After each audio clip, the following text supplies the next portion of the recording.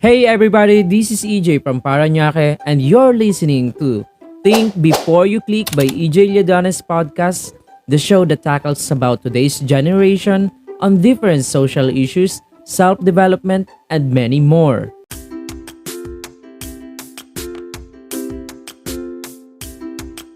On today's podcast, let's look into barriers to critical thinking.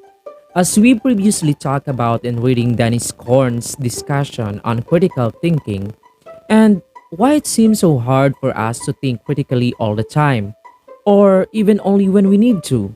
So, there are more than 50 things that can act as barriers against critical thinking. Today, let's look into three kinds of barriers. First, sociocentrism in the form of online echo chambers, space goating, and wishful thinking. So, what is sociocentrism? It is rooted in the Greek word for group and centered.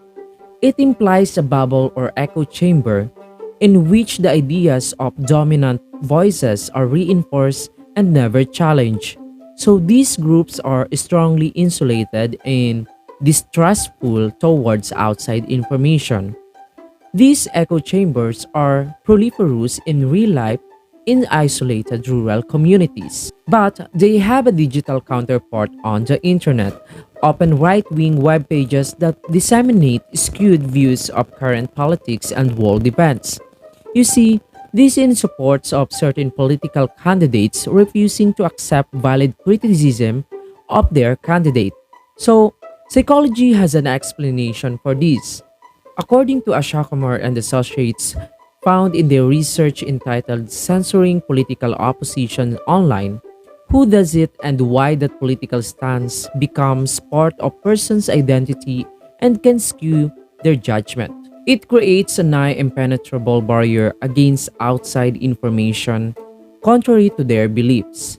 In a way, sociocentrism is linked with self-defense, wherein this instance an attack on the group is perceived as an attack on a personal front.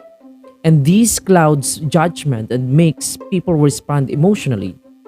So, what's worse is that this is what exactly the form of emotional thinking traditional politicians love to take advantage of. It is no surprise then that Ashakamar found most of those affected by this bias were conservatives, and that the effects had worsened by the time of the Trump administration. So, how do we combat these echo chambers?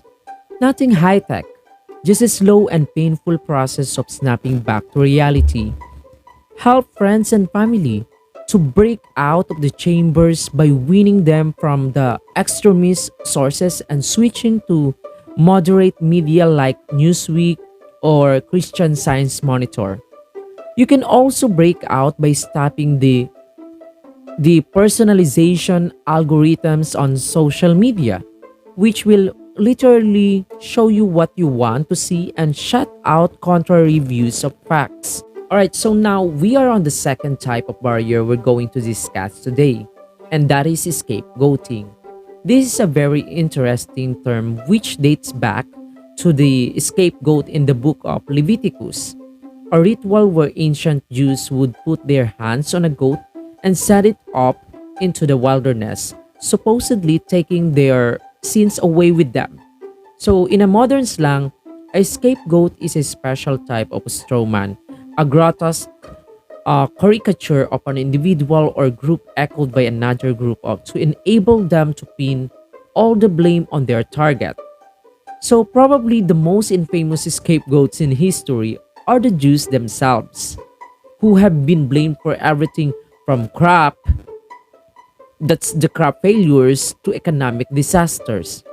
So, scapegoatism is a rampant worldwide, from conservatives blaming immigrants for economic slumps in the US to Christian leaders blaming LGBT communities for natural disasters. So, the problem with scapegoatism is that it oversimplifies issues and wrongly infers causality, both of which are very antithetical to critical thinking. What is even more disturbing is that scapegoatism seems to be a program response to crisis. A study in Eastern Europe shows that anti Semitism rises steeply in times of economic problems. That is right. So, scapegoating is now also rampant on social media and is much more difficult to contain owing to the nature of the internet itself. Scapegoating is fought by the fact checking and widening social circles. Scapegoating is rooted in the tendency to lump other people together as a single monolithic group that is cognitively economic to remember. Once you get to know actual individuals from that group, and the sweeping generalization that makes scapegoatism easy often vanish from the mind. So, fact checking is also needed to reveal the illusory nature of implied causality between a scapegoat and the issue at hand. Lastly, for today, we have wishful thinking, the fallacy of thinking something is true because you wish it to be true, or when you put faith in it being true. So, wishful thinking is perhaps the most omnibus of the three types I'm discussing today because most people do not think this is a problem at all. Well, actually, it is. In the context of the Ukrainian invasion this week, so wishful thinking was prevented the world from taking united stand against the actions of Russia because many people believed the war would end quickly because they wish it would. By now, you may have noticed the recurring theme in all these barriers is that they all involve blurring our cognition with emotion. And you would be right.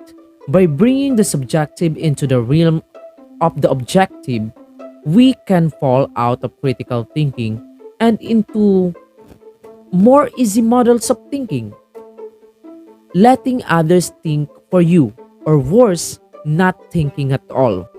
Echo chambers and scapegoatism are the two sides of the same coin.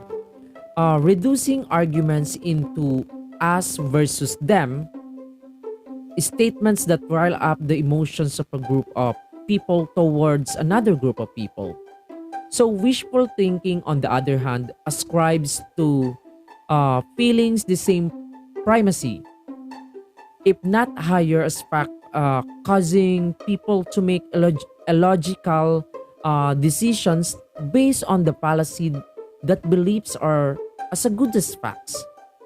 So, the surefire way to combat wishful thinking is to give these beliefs a reality check. Is it likely that Russia and Ukraine will sorting things out peacefully between themselves, right? So, by doing the reality check, you can expose the unrealistic, shallow nature of the beliefs formed by wishful thinking, as they pale in comparison to the logical, realistic takes of the critical thinking. So, in conclusion, the barriers to critical thinking are often things that appeal to our emotions and override our cognitive processes. So, these include biases such as tribalism and sociocentrism, as well as fallacies such as wishful thinking. So, the underlying key to combat these barriers is found in isolating the emotional from the logical and allowing the critical thinking process to focus on the facts and not elevating feelings to the same status as facts. Emotions can make things personal and thus prevent you from thinking of the big picture, which is prerequisite of critical thinking. And that's all for today. This has been EJ, and you have been listening to my podcast, Think Before You Click by EJ Lladones Podcast. See you again, same time, same place next week here on Spotify. Bye for now.